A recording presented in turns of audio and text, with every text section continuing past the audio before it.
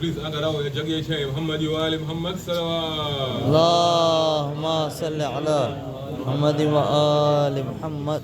વાલી ઝુલ્ફિકાર મોહમ્મદ વાલે મોહમ્મદ સલવાત. اللهم صل على محمد وآل محمد. لا حول ولا قوة إلا بالله العلي العظيم. أعوذ بالله من الشيطان الرجيم. بسم الله الرحمن الرحيم. الحمد لله رب العالمين، ثم الصلاة والسلام على سيد الأنبياء والمرسلين سيدنا ومولانا بالقاسم محمد اللهم صل على وعلى أهل بيته الطيبين الطاهرين المظلومين المعصومين الميامين، ولعنة الله على أعدائهم أجمعين من يومنا هذا إلى قيام يوم الدين. أما بعد، لقد قال إمامنا الرضا عليه الصلاة والسلام: اللهم صل على محمد وآل محمد وأجل فرج. لا إله إلا الله حسني، ومن دخل من حسني آمن من عذابي. صدق مولانا إمامنا الرضا عليه الصلاة والسلام. اللهم صل على محمد وآل محمد وأجل فرج. قرآن مجید کی تلاوت کے بعد خوبصورت آیتوں کی تلاوت فرمائی اور منتخب آیتوں کی تلاوت ہوئی ہے. اللہ تبارک و تعالی آپ سے آپ کی تلاوت کو قبول فرمائے. آمین. اللہ تبارک و تعالی ہمیں توفیق دے اس تلاوت کے سائے میں جتنا ہم نے سنا ہے، جتنا ہم نے سمجھا ہے، اس پر عمل کر سکے انشاءاللہ. خوبصورت میسیج جو میں نے شروع کیا تھا، میں چاہتا ہوں اسی سے تو ریلیٹ کروں تاکہ آج کی یہ محفل جو نورانی ہو چکی ہے اور اس نور کو پائیدار بنا سکے. جو بار نور مل جاتا ہے ہم ہاتھ میں اسے رکھ نہیں پاتے، تو اگر اس نور کی اہمیت اور نور کی امپورٹنس کا پتہ چل جائے تو آدمی اس کے بچانے کی کوشش کرے گا، اس کو پروٹیکٹ کرنے کی کوشش کرے گا. جو نور ہمیں قرآن مجید کی آیتوں سے ملا ہے، خصوصی طور پر سورہ دہر کی آیتیں جو اہل البیت علیہ السلام کی فضائل اور آپ کے مناقب سے ریلیٹڈ آیات کریمات ہیں، جس کا پیغام یہ ہے کہ وَيُطْعِمُونَ الطَّعَامَ عَلَى حُبِّهِ مِسْكِينًا وَيَتِيمًا وَأَسِيرًا. در اہل بیت علیہ السلام صرف طعام کا مطلب کھانا پینا یا روٹی ووٹی نہیں ہے، بلکہ اہل بیت کا دروازہ انسان کو مادی غذاؤں کے ساتھ ساتھ معنوی اور اسپریچول فوڈ پرووائڈ کرتا ہے. جس کو جس چیز کی ضرورت ہو وہ اس دروازے پر آئے اور اس دروازے پر مانگے. ان کا وسیلہ دے کر اللہ تبارک و تعالیٰ آج بھی ان کے نام کے وسیلے سے طعام عطا کرتا ہے. سبحان چاہے اللہ. طعام جسم کے لیے ہو یا طعام اسپرٹ اور سول کے لیے ہو، سبحان اللہ. چاہے طعام دسترخوان والا طعام ہو یا طعام علم اور آگہی اور فکر کی صورت میں. وَيُطْعِمُونَ الطَّعَامَ ہمیشہ رہنے والی آیت کریمہ ہے. اللہ تبارک و تعالیٰ نے اس صفت کا ذکر کیا اور اہل بیت کے فضیلت کو قرآن مجید کا حصہ بنایا. مسکینہ و یتیمہ و اسیرہ، یہ وہ صفتیں ہیں جو محتاج ہوتے ہیں، جو فقیر ہوتے ہیں، جو اسیر ہوتے ہیں، جن کے اندر احساس ہوتا ہے کہ ہمیں ضرورت ہے، ان کو یہ دسترخوان عطا کرے گا. جو فقیر بن کر آتے ہیں وہ امیر بن کر جاتے ہیں، اور جو امیری اپنے ذہن میں اٹھائے رکھے ہیں ان کو کچھ بھی اس در سے ملنے والا نہیں. اس لیے کہا جاتا ہے کسی بھی دسترخوان پر بیٹھنے سے پہلے انسان کے اندر بھوک اور پیاس کا ہونا ضروری ہے. اگر بھوک نہیں ہے تو اچھا کھانا بھی انسان کو مزہ نہیں دے گا. اگر بھوک ہے تو انسان کے لیے دسترخوان پر جو جڑا ہوا کھانا ہے، جو رکھا ہوا کھانا ہے، وہ لذت دے گا اور انسان لذت کا احساس کرے گا. اس لیے کہا جاتا ہے کہ اہل بیت کے دروازے پر آنا تو فقیر بن کر آنا، امیر بن کر نہ آنا، سبحان اللہ، شاگرد سبحان بن کر اللہ. آنا، استاد بن کر نہ نہ آنا، بھوکے آنا، سیراب ہو کر نہ آنا، لینے کے لیے آنا، دینے کے لیے نہیں آنا. صلوات پڑھیں محمد و آل محمد. اللہم صلی علی محمد و آل محمد وعجل فرج. یطعمون الطعام، یہ دروازہ انسان کو بہت کچھ عطا کرتا ہے. جن لوگوں نے اس دروازے سے تمسک اختیار کیا، توسل اختیار کیا، وہ لوگ کامیاب رہے ہیں. اور کبھی انہوں نے انسانوں کی مشکلات کا حل تلاش کیا، ڈھونڈا. وہ آئے زمین پر اس لیے تھے کہ انسانوں کے پرابلمز کو سالو کریں، انسانوں کی مشکلات کا حل تلاش کریں، اور زمین پر رہنے والوں کو زمین پر رہتے ہوئے آسمانوں کی سیر کریں. آسمان والے زمین پر اس لیے آئے ہیں کہ زمین والوں کو آسمان پر لے جائے. اگر تو جانا چاہتا ہے جو بیدار ہو تو کبھی جملات کے ذریعے سے، کبھی احادیث کے ذریعے سے، کیونکہ آٹھویں امام سے منسوب یہ جشن ہے، اس کو ریلیٹ کرنا چاہتا ہوں. یطعمون الطعام، جب آٹھویں امام نشاپور پہنچے، اس لیے کہ مامون کا یہ حکم تھا کہ امام کو ایسے ٹاؤن سے، ایسے ولیجز سے، ایسے بستیوں سے گزارا جائے جہاں امام کا کوئی چاہنے والا نہ ہو، امام کو کوئی ویلکم کرنے والا نہ ہو، امام کی کوئی ریسپیکٹ کرنے والا نہ ہو. تو امام جب اس راستے پر پہنچے، جس راستے میں کئی بستیاں ایسی تھیں جو امام کو جانتے تھے، امام کو پہچانتے تھے، اہل بیت علیہ السلام سے آشنا تھے، لیکن جب نیشاپور میں پہنچے جہاں پر امام کے چاہنے والے کم اور امام سے آگاہ لوگ کم تھے، لیکن مسلمان تھے، پیغمبر اسلام سے عشق رکھتے تھے، پیغمبر اسلام سے محبت کرتے تھے. ایک زمانہ انہوں نے سنا تھا پیغمبر اسلام کا چہرہ کیسا تھا، ایک زمانے سے انہوں نے سنا تھا احادیث کے ذریعے سے پیغمبر اسلام بولتے تھے تو کیسے بولتے تھے، پیغمبر اسلام کا رویہ کیسے تھا، پیغمبر اسلام کے مینرز کیا تھے، پیغمبر اسلام کا چہرہ کیسا لگتا تھا. جب انہوں نے سنا کہ فرزند رسول نیشاپور آئے ہیں تو سب سے پہلی خواہش جو مسلمانوں میں جاگی وہ یہ کہ ہم پیغمبر اسلام کے چہرے کا دیدار دیکھیں. پیغمبر اسلام کا چہرہ کیسا چہرہ تھا، وہ چہرے کے آثار جو امام کے چہرے پر تھے وہ پیغمبر والے آثار تھے. امام کے چہرے پر جو نور تھا وہ پیغمبر والا نور تھا. آپ کے چہرے کی زیارت کرنا چاہتے تھے، آپ کے چہرے کی زیارت سے پیغمبر اسلام کی زیارت کرنا چاہتے تھے. تو یہ حدیث ہمیں بہت سمجھ میں آ جائے گی.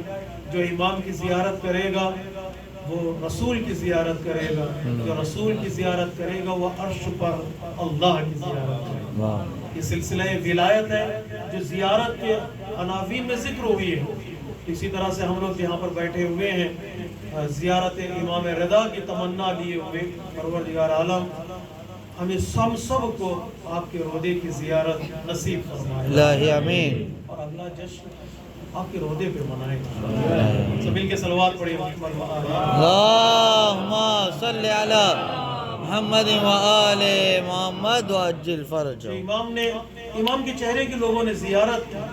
جب چہرے کی زیارت نصیب ہوئی تو فرمایا ایک حدیث بھی سنا دیں تاکہ ہمیں پیغمبر اسلام کا زمانہ یاد آئے، پیغمبر اسلام کا کلام، پیغمبر اسلام کی حدیث، پیغمبر اسلام کی روایت در حقیقت مسلمانوں کے لیے مشعل راہ ہے. سنت پیغمبر اسلام، سیرت پیغمبر اسلام ہمارے لیے نمونہ ہے. آپ نے جس کو کہا یہ نماز ہے وہ نماز ہے، آپ نے جس چیز کے لیے کہا یہ روزہ ہے وہ روزہ ہے، آپ نے جس طریقے سے حج کو انجام دیا وہ طریقہ حج ہے۔ آپ کھڑے ہو گئے تو قیام، آپ جھک گئے تو رکوع، آپ نے سجدہ خاک پہ رکھا، سر خاک پہ رکھا تو سجدہ ہے۔ آپ نے کہا سبحان اللہ تو ہمارے لیے وہ تسبیح ہے، آپ نے کہا الحمدللہ تو ہمارے لیے تسبیح ہے۔ ان ساری چیزوں کو مسلمان مانتے ہیں۔ آپ نے کہا یہ امام ہے تو اس کو نہیں مانتے۔ یہیں پر ہمیں افسوس ہوتا ہے، جیسے نماز کو ہم نے قبول کیا، جیسے ہم نے روزے کو قبول کیا، جیسے ہم نے حج کو قبول کیا، ویسے امام کو بھی قبول کرو۔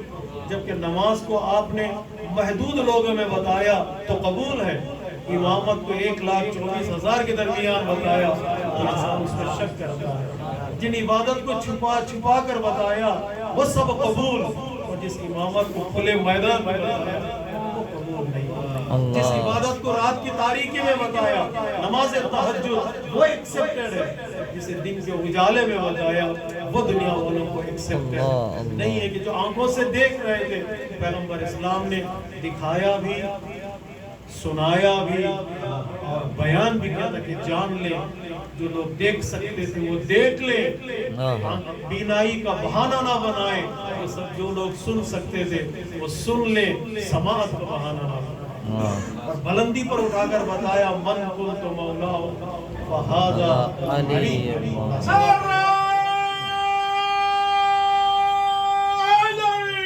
یا علی۔ تو امام سے درخواست کی لوگوں نے، ایک حدیث، کبھی بھی کسی بھی بزرگ سے ملاقات ہو، ہمارے علماء تاکید کرتے ہیں، کسی بھی بزرگ سے ملاقات ہو کہیں ایک جملہ آپ کی زندگی کا، آپ کی زندگی کا ماحصل نتیجہ۔ کبھی کبھار انسان 60 سال زندگی گزارتا ہے، ایک 20 سال کا نوجوان 60 سالہ ضعیف سے، بوڑھے سے کہے کہ ایک جملہ بتاؤ میری زندگی بدل جائے، 40 سال کا ایکسپیرینس، ایکسٹرا ایکسپیرینس اس کے پاس موجود ہے۔ ایک جملہ انسان کی زندگی کو بدل سکتا ہے، ایک جملہ بدل سکتا ہے، ایک آیت، ایک حدیث انسان کی زندگی کو تبدیل کر سکتی ہے۔ مولا کائنات حضرت بڑا فرماتے ہیں، رات کی مجلس میں اشارہ کر رہا تھا، مولا امام حسن کو وصیت کرتے ہوئے، بیٹا حسن مجھ سے سنو جو میں تمہیں بتا رہا ہوں، تمہاری عمر 20 سال ہے، 25 سال ہے، میری عمر 65 سال ہے، 63 سال ہے۔ جو میرے پاس ایکسپیرینس ہے، جو میرے پاس تجربہ ہے وہ تمہارے پاس نہیں ہے۔ اب جب میں وہ بات کروں گا تو تمہارے اندر گویا وہ 60 سال کا تجربہ اس ایک جملے میں آئے گا، 60 سال کا ایکسپیرینس ایک سینٹنس میں آئے گا، ایک حدیث میں آئے گا، ایک جملے میں آئے گا۔ لائف چینجنگ ہے۔ یہاں تک مولا کائنات فرماتے ہیں میں نے گزشتہ انبیاء کی تاریخ کو ایسے مطالعہ کیا ہے، ایسے اسٹڈی کیا ہے، گویا میں ان کے درمیان رہا ہوں۔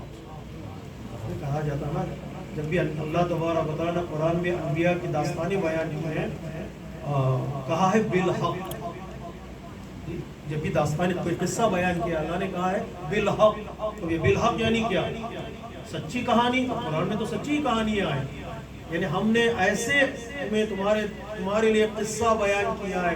قرآن کی سٹوریز اس طرح سے ہیں، جب انسان پڑھتا ہے تو ایسا محسوس کرتا ہے he is the part of the story، وہ ایک سٹوری کا حصہ ہے۔ اس طرح اللہ تبارک و تعالیٰ کہانی کو بیان کرتا ہے۔ مولا کائنات کہتے ہیں میں نے انبیاء کی تاریخ کا ایسے مطالعہ کیا ہے جیسے میں ان کے درمیان رہا ہوں، میری بات اس کو امپورٹنس دو۔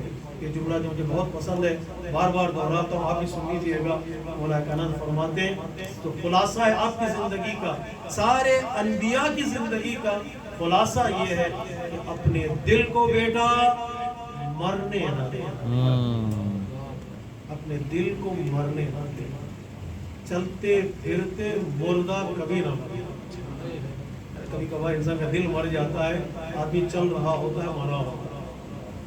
دل کو جگائے رکھنا، دل کو زندہ رکھنا، دل کو بیدار رکھنا۔ دل کیسے بیدار ہوتا ہے ابھی سوچیں، اسٹڈی کریں اس طرح انسان کا دل زندہ رہتا ہے۔ دل کو زندہ رکھے انسان، تو ایک جملہ کبھی کبھار انسان کی زندگی کو تبدیلی کے لیے کافی ہے۔ تو ایک حدیث مولا پیغمبر اسلام کی، وہی حدیث جسے ہم سلسلۃ الذہب کہتے ہیں، گولڈن چین ہے، جس میں سارے نریٹرز معصوم ہیں، سارے نریٹرز انفالبل ہیں، امام نے فرمایا میں نے میرے بابا سے سنا ہے، میرے بابا نے ان کے بابا سے سنا ہے، ان کے بابا نے ان کے بابا سے سنا ہے، یہاں تک کہ پیغمبر اسلام نے فرمایا کہ جبرائیل نے مجھے بتایا کہ اللہ کہہ رہا ہے کہ لا الہ الا اللہ ایک ایسا فورٹریس ہے جو اس میں داخل ہو جاتا ہے وہ عذاب سے بچ جاتا ہے، سبحان اللہ. وہ عذاب سے بچ جاتا ہے، وہ پریشانیوں سے بچ جاتا ہے. توحید کا ایک شہر بنا ہے. واہ. بات پہنچ رہی ہے آپ تک؟ ایک توحید کا مونوتھائزم کا ایک سٹی بنائے، ایک فورٹریس بنائے، اور اس فورٹریس میں رہے تو دنیا کی کوئی بلا، دنیا کی کوئی مشکل، دنیا کا کوئی دشمن اس کو نقصان نہیں پہنچا سکتا. جب انسان توحید سے ہٹے گا تو پھر توحید سے ذرہ برابر ہٹا گیا. قرآن مجید میں آیتوں میں دوسری آیتوں میں اللہ تبارک و تعالیٰ فرماتا ہے جو مشرک ہوتے ہیں، جو کافر ہوتے ہیں، ان کی مثال آسمان سے گرنے والے انسان کی طرح ہے. آسمان سے آدمی جب گر جاتا ہے، بلندی سے گرتا ہے آدمی تو کیا ہوتا ہے؟ تو ادھر سوچئے گا، آسمان سے بلندی سے انسان گرتا ہے تو کیا ہوتا ہے؟ یا تو قرآن کہتا ہے یا تو اسے پرندے جو برڈز ہوتے ہیں آسمان کے، وہ برڈز اسے راستے ہی میں کھا جائیں گے. راستے میں برڈز ہیں، بڑے بڑے شکاری پرندے کھا جائیں گے، یا ہوا اسے اتنی دور لے جا کر پھینکے گی کہ واپس آنے کا راستہ اس کے پاس نہیں رہے گا. یعنی جو توحید سے ہٹا یا تو وہ موت کے حوالے ہوگا یا دور گمراہی کے حوالے چلا جائے گا. بچتا کوئی کون ہے؟ جو اللہ کے توحید کے فورٹریس میں داخل ہو جاتا ہے. نیشاپور والوں کے لیے امام نے توحید یاد کیا.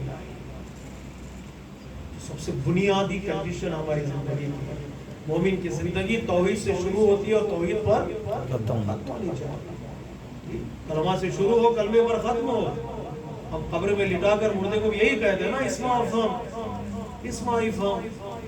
جاتے جاتے سمجھ کے جاؤ بھئی تو ہے کوئی اللہ ہے. آتے آتے ہم نے کان میں اذان کہی تو سمجھ جاؤ اللہ ہے. جاتے جاتے ہم نے ہلا کر کہا اللہ ہے. اگر وہ نہیں ہے تو انسان نہ قبر میں سکون پائے گا نہ حشر میں پائے گا. امام نے اس حدیث کو ارشاد فرمایا، بہت خوبصورت حدیث ہے، بہت خوبصورت حدیث ہے. علماء کرام نے گفتگو کہ شہر توحید کا بناؤ، فورٹریس توحید کا بناؤ، گھر کی چار دیواری کمپاؤنڈ توحید کی ہو، گھر کی دیواریں توحید کی ہوں، ذہن میں جو دیوار بنا رہے ہو وہ دیواریں توحید کی ہو، اس کو شیطان داخل نہ ہونے پائے، مضبوط دیواریں ہوں توحید کی. امام نے بتایا اور بتانے کے بعد آگے بڑھے، اور اس کے بعد امام نے محمل سے سر نکال کر کہا لیکن بشرطها وَأَنَا مِنَ الشُّرُورِ. یاد رکھو توحید کا شہر ہے. میرے بچوں کے لیے جو مثال دے رہا ہوں، توحید کے لیے ایک فورٹریس ہے، توحید کا ایک قلعہ ہے. ہر شہر کا، ہر فورٹریس کا، ہر قلعے کا، ہر گھر کا ایک دروازہ ہوتا ہے. اس دروازے کا نام ہے ایمان. سبحان اللہ سبحان اس اللہ دروازے کا نام ہے سبحان اللہ. ولایت. اور ان ولایت کی کڑی 8ویں امام ایک ولی، ایک ولی ہے. Sincerity is one of the condition. جی sincerity one of the condition. عبادت کنڈیشن ہے، نماز کنڈیشن ہے. کئی کنڈیشنز میں ایک اہم ترین کنڈیشن جس کی طرف امام نے اشارہ کیا وہ امامت اور ولایت کا اعتقاد. 8ویں امام کو امام ماننا، 8ویں امام کو امام. ہم نے بات کمپلیٹ کر دیا. آپ کہیں مولانا یہ باتیں تو آپ نے امام بارگاہ میں بھی کی تھی، ہم نے سنا ہے، یہی سوچ رہے ہیں نا آپ. لیکن یہ کہنا چاہ رہا تھا، ہماری جملہ پڑھانا چاہ رہا تھا، بڑی محنت سے جملہ لے کر آئے آپ تک. امام نے کہا مجھے مانو گے تو توحید سمجھ گیا. کیوں 8ویں امام کا تذکرہ ہے؟ کیوں 7ویں امام نے حدیث نہیں فرمائی؟ کیوں 9ویں امام نے نہیں فرمائی؟ آپ کو معلوم ہے یہ سلسلہ لوگوں کا ماننے کا چلا تھا امامت کو، 7ویں امام پر لوگوں نے بریک لگائی. جملہ پہنچ گیا تو آپ انشاءاللہ 7ویں امام پر لوگوں نے بریک لگایا اور کچھ لوگ اسماعیلی ہو گئے. کچھ لوگوں نے توقف اختیار کر لیا کہ اس کے بعد کوئی امام نہیں ہے، اس کے بعد کوئی سلسلہ نہیں ہے تو دوسرا سلسلہ ہے، انفیلیبلٹی کا سلسلہ نہیں ہے. 8ویں امام نے بتا جو مجھے मानेगा वो 12वें तक पहुंचेगा। वाह वाह वाह, जो मुझे मानेगा वो 12वें तक पहुंचेगा। जो मुझे नहीं मानेगा उसका अकीदा और ईमान इमामत के सिलसिले में कंप्लीट होने वाला नहीं है। इसलिए आपका नाम, अगर बात पहुंच जाए, इसलिए आपका नाम अली रखा है। सुभान अल्लाह सुभान अल्लाह। इसलिए आपका नाम अली अली रखा गया। जो अली को मानेगा इमामत शुरू होगी, जो इस तीसरे अली को मानेगा इमामत कंटिन्यू होगी। वाह या अली, पहले अली को छोड़ेगा हाँ। इमामत शुरू नहीं हो पाएगा, जो तीसरे अली को छोड़ेगा इमामत कंटिन्यू नहीं होगी। हाँ। इसलिए इमाम ने कहा मुझे मानो, वो अना मिन शुरूतिहा, मुझे मानोगे तौहीद का किला तुम्हें बचाएगा। अगर नहीं मानोगे तो तुम दाखिल नहीं हो सकते, फिर प्रोटेक्शन की तो बात दूर दराज तक नजर नहीं आती। एक इमाम का सफर बस अजम की तरफ, आपको सुल्तानुल अरब वल अजम, एक सफर, 1 साल, 1.5 साल, 2 साल का सफर था। कोई इमाम अजम की तरफ नहीं आया था। कभी कभार मौका मिलता है तो इमाम ने मौके को हाथ से जाने नहीं दिया। अजम की सरजमीन पर खड़े होकर इमामत की तारीफ की, इमाम के मकाम को बताया। एक सफर इमाम का अजम की तरफ, सारे अजम को सर उठाने का जरिया बना। कोई ये ना कहे कि अजम में कोई इमाम नहीं आया, आठ इमाम का मैं तो आया था। ये इमाम हुज्जत भी है। बंदा ये ना कहे कि हमारे पास कोई इमाम आता तो हम भी मान लेते। अल्लाह ने कहा अजम की तरफ भेज रहे हैं, मान के दिखाओ, मान के बताओ। तो इमाम आए अजम की तरफ, तो इमाम सुल्तानुल अरब वल अजम बने। एक हदीस के जरिए से इमाम ने सारी इमामत की तारीफ और तौहीद की मंजिलत को बताया, और एक नमाज का इरादा इमाम ने करके बताया। हम इरादा करते हैं तो इनकलाब आता है। मामून ने कहा नमाज पढ़ा दीजिए। इमाम निकले, पैगंबर इस्लाम का अमामा सर पे रखकर दोष पर मौलाए कायनात की रिदा डाली, हाथ में असाए मूसा, उंगली में हजरत सुलेमान की अंगूठी पहनकर जब निकले, अल्लाहु अकबर, ये रिवायतों में है, दरो दीवार से आवाज आ रही थी अल्लाह। इमाम की आवाज पर दुनिया लब्बैक, दुनिया लब्बैक। तो पता ये इमाम की आवाज है। इमाम की आवाज पर सारी दुनिया लब्बैक कह रही थी। तो बादशाह सलामत, यानी बादशाहों के साथ ये सलामत का लफ्ज किसने जोड़ दिया? बादशाहों के साथ हमेशा जुल्म का लफ्ज ही जोड़ा गया। बादशाह सलामत, तो सलामत यानी क्या? इतनी तारीफ की गई बादशाहों की और उनके लिए इतनी दुआएं की गई, तो सलामत भी नाम उनके लक़ब के साथ जुड़ गया। उन्होंने कहा नहीं, अब जाने नहीं देंगे, बस है मौला, बस है, नमाज हम पढ़ा लेंगे, आप वापस चली जाइए। आज अल्लामा शिक्षा नदर जवादी कहते हैं, यहाँ पर रुक कर इमाम ने सिर्फ नमाज का इरादा किया तो हलचल मच गई। उस वक्त क्या होगा जब इमाम पानी पर मुसल्ला बिछाएंगे और पूरी नमाज। सलवात पढ़िए मोहम्मद व आले मोहम्मद, अल्लाहुम्मा सल्ली अला मुहम्मद। नारे हैदरी। इमाम का वजूद आज मशहद में, इमाम का वजूद बरकतों वाला हो चुका। हम नहीं, आप नहीं, दूर दराज से लोग आते हैं इमाम के रोज़े में शफा खाना तलाश कर, शफा खाना तलाश कर। वहाँ के दस्तरखान पर बैठकर चंद लुक़्मे तबर्रुक खाने को लोग इफ्तिखार समझते हैं।